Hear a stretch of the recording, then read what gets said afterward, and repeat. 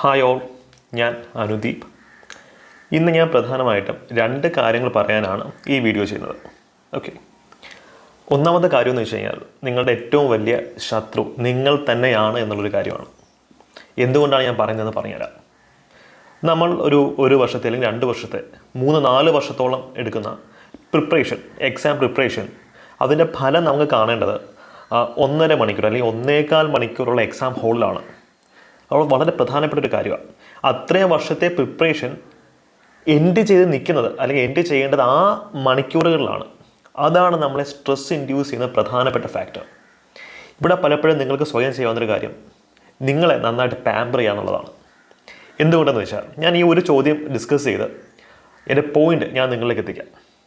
ഇതൊരു കഴിഞ്ഞ degree level മെയിൻസിൽ jailer എന്ന് പറയുന്ന അസിസ്റ്റൻറ്റ് ജയിലർ തസ്തികയിലേക്ക് വന്നിട്ടുള്ള ചോദ്യമാണ്. ഞാൻ ക്ലിയർ ചെയ്തൊരു മെയിൻസ് എക്സാം ആയിരുന്നു ഇത്. അപ്പോൾ ഇതിനകത്തൊരു ചോദ്യം ഇതാ, article 15 of the constitution, prohibition of ഡിസ്ക്രിമിനേഷനാണ് അതിൽ പറയുന്നത്. എല്ലാവർക്കും അറിയാം. അതിൻ്റെ ഗ്രൗണ്ടുകൾ അല്ലെങ്കിൽ അതിൻ്റെ ബേസിക് ആയിട്ടുള്ള ഫാക്റ്റ് എന്തെന്നാണ് ചോദ്യം. പൊളിറ്റി എൻ്റെ ഒരു കോർ സബ്ജക്റ്റാണ്. എൻട്രിയുടെ സിവിൽ സർവീസസ് ബാച്ചിലും IAS ഹബിലൊക്കെ ഞാൻ പൊളിറ്റി ഹാൻഡിൽ ചെയ്യുന്ന ഫാക്കൽറ്റിയാണ്. എൻ്റെ ഏറ്റവും ഫേവറേറ്റ് സബ്ജക്റ്റും കൂടിയാണ് പൊളിറ്റി.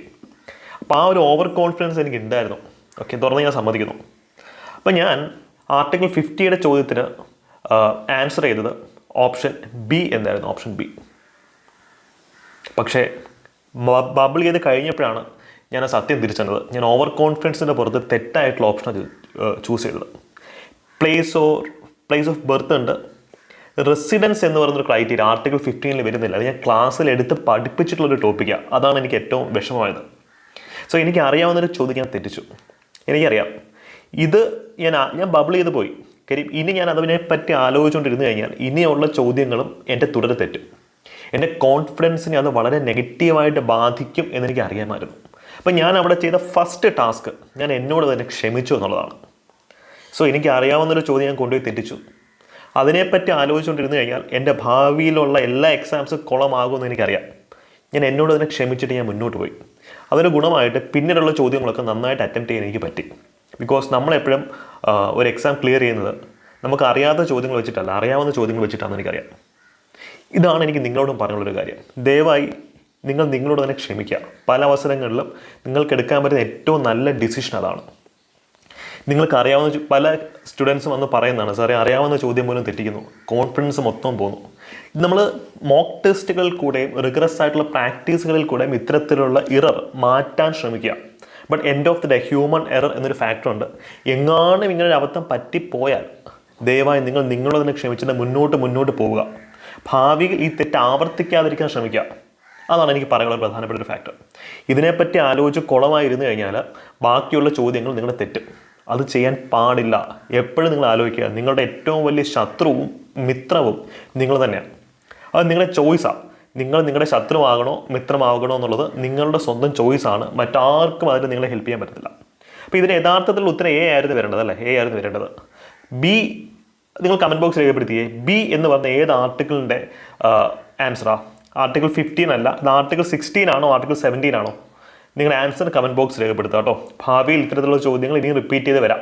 ഓക്കെ, റെസിഡൻസ് ക്രൈറ്റീരിയ ആയിട്ട് വരുന്നത് ഏത് കോൺസ്റ്റിറ്റ്യൂഷൻ ആർട്ടിക്കിളിൻ്റെ ഭാഗമാണ് എന്നുള്ള കാര്യം നിങ്ങൾ കമൻറ്റ് ബോക്സിൽ രേഖപ്പെടുത്തുക. ഇനി പോയിന്റ് നമ്പർ 2, രണ്ടാമത്തെ പോയിന്റ് എനിക്ക് എക്സാം സൈക്കോളജിയെ പറ്റിയാണ് പറയാനുള്ളത്. ഇത് 21ാമത്തെ ചോദ്യമായിരുന്നു. ഇത് 22. 21ാമത്തെ ചോദ്യം സ്ഥിരം PSC ചോദിക്കുന്ന റിപ്പീറ്റഡ് ക്വസ്റ്റനാണ്. റൈറ്റ് ടു എഡ്യൂക്കേഷൻ അല്ലെങ്കിൽ വിദ്യാഭ്യാസ അവകാശം ഏത് വർഷം അല്ലെങ്കിൽ ഏത് കോൺസ്റ്റിറ്റ്യൂഷണൽ അമെൻമെൻറ്റിൽ കൂടെയാണ് വന്നത് എന്നുള്ള ചോദ്യമാണ്. ഇതെല്ലാവർക്കും അറിയാം. Option C. ഇവർ പർപ്പസ്ഫുൾ ഈ ചോദ്യം ചോദിച്ചതാണ്. ഇവരുടെ ഉത്തരം എല്ലാവർക്കും അറിയാവുന്ന PSCക്കും അറിയാം. പക്ഷേ ഈ ചോദ്യത്തിൻ്റെ പർപ്പസ് നിങ്ങൾ തിരിച്ചറിയണം. അടുത്ത ചോദ്യം ഒരു ഡിഫിക്കൽട്ട് ചോദ്യമാണ്. സോ ഒരു ഈസി ചോദ്യം കാണിച്ച് നമ്മളുടെ ഒരു അലേർട്ട്നെസ് ലെവൽ, ഒരു അവയർനെസ് ലെവൽ കുറയ്ക്കുക എന്നുള്ളതാണ് PSCയുടെ തന്ത്രം. ഇത് സിവിൽ സർവീസസിന് ഉപയോഗിക്കുന്ന തന്ത്രമാണ്. ഏത് എക്സാമിനേഴ്സ് യൂസ് ചെയ്യുന്ന ടെക്നിക്ക് ഇതാ. വളരെ സില്ലി ആയിട്ടുള്ള ഈസി ആയിട്ടുള്ള ചോദ്യം നമ്മുടെ മുമ്പിൽ പ്രസൻറ്റ് ചെയ്യും. ഇതൊക്കെ എന്താ ചീള് കേസ് എന്നൊക്കെ പറഞ്ഞാൽ ആ ചോദ്യം നമ്മൾ വളരെ ഈസി ആയിട്ട് ആൻസർ ചെയ്യും. പക്ഷെ അവിടെ നമ്മുടെ അലേർട്ട്നെസ് ലെവൽ അല്ലെങ്കിൽ നമ്മുടെ ജാഗ്രത നമ്മൾ കുറയ്ക്കും. അപ്പോൾ അടുത്ത ചോദ്യത്തിലേക്കാണ് 22ാമത്തെ ചോദ്യം ഡിഫിക്കൽട്ട് ക്വസ്റ്റനാണ്. അതിലേക്ക് വരുമ്പോൾ നമ്മുടെ അലേർട്ട്നെസ് ലെവൽ കുറയുകയും നമ്മുടെ മാർക്ക് പോകാൻ സാധ്യത ഉണ്ടാവുകയും ചെയ്യും. നിങ്ങൾ നോക്കിയോ, ഒരു ഈസി ചോദ്യം തന്നിട്ട് എൻ്റെ തൊട്ട് താഴെ ഒരു ഡിഫിക്കൽട്ട് ചോദ്യം തരുന്നത് സ്ഥിരം പരിപാടിയായിട്ട് വന്നുകൊണ്ടിരിക്കുക. അപ്പോൾ ഈ രണ്ട് കാര്യങ്ങൾ നിങ്ങൾ മനസ്സിൽ വെക്കണം. എന്ത് സംഭവിച്ചാലും ഇപ്പോൾ ഒരു ക്വസ്റ്റ്യൻ തെറ്റിയാൽ പോലും ഒരു പട്ടാളക്കാരനെ പോലെ മുന്നോട്ട് പോവുക. അവിടെ സ്റ്റക്കായിട്ട് നിൽക്കുകയോ നിങ്ങളെ ബ്ലെയിം ചെയ്യാൻ നിൽക്കുകയോ ചെയ്യരുത്.